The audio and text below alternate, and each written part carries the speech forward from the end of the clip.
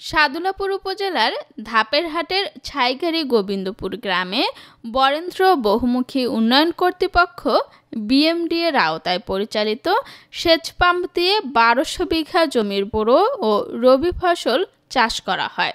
তবে গত ৩০ জানুয়ারি ওই সেচ পাম্পের ৩টি বৈদ্যুতিক ট্রান্সফরমার চুরি হয়ে যায়। এছাড়া একই ইউনিয়নের হিঙ্গারপাড়া গ্রামের ৫০০ বিঘা জমি সেচের জন্য আরও একটি সেচ পাম্পের ২টি বৈদ্যুতিক ট্রান্সফরমারও ৩ মাস আগে চুরি হয়। এতে বোরো মৌসুম শুরু হলেও এই সেচ পাম্পগুলো চালু না হওয়ায় বিপাকে পড়েছেন দুটি সেচ পাম্পের আওতাধীন কৃষকরা। দাবি করছেন অতি সত্বর প্রয়োজনীয় ব্যবস্থা গ্রহণের। অবিশস্যও আছে, কচু আছে, আলুর জমিত, এইগুলোতে এখন পানি দেওয়ার আমাদের কোনো ব্যবস্থা নাই। এই বরেন্দ্রের ওপর নির্ভর, মোটরের কোনো তো বাজেট নাই, মোটরও নাই, সেলর বোর্ডিং যেগুলো আছিল সেগুলো নষ্ট হয়ে গেছে। এখন আমরা কিভাবে এই ট্রান্সফরমার ছাড়া এখন পানি পাবো? আমাদের আবাদ তো নষ্ট হয়ে যাবে, জ্বলে যাবে। আমার আব্বু এই কৃষিকাজের দিয়ে আমার লেখাপড়া করায়, কিন্তু বর্তমানে যে ট্রান্সমিটার চুরি হয়ে গেছে, যার ফলে তিনি অনেক চিন্তিত। কারণ তিনি আবাদ কেমনে করবে, আবাদগুলো পানির অভাবে তো আবাদ হবে না।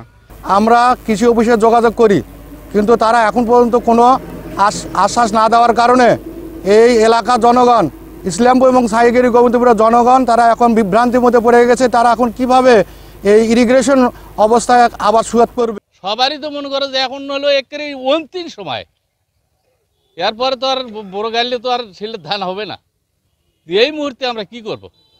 আমরা হলো সবার কাছে আকুল আবেদন, এখন সরকারিভাবে হোক, তাই কোম্পানি হিসেবে হোক, যেভাবেই হোক, তার কাছে আকুল আবেদন যেন একটা আমরা ট্রান্সমিটার তাড়াতাড়ি পাই। বিএমডির সেচ পাম্প পরিচালনাকারী মাসুদ রানা ও খালেকুজ্জামান জানান, এ চুরির ঘটনায় থানায় অভিযোগ করা হয়েছে।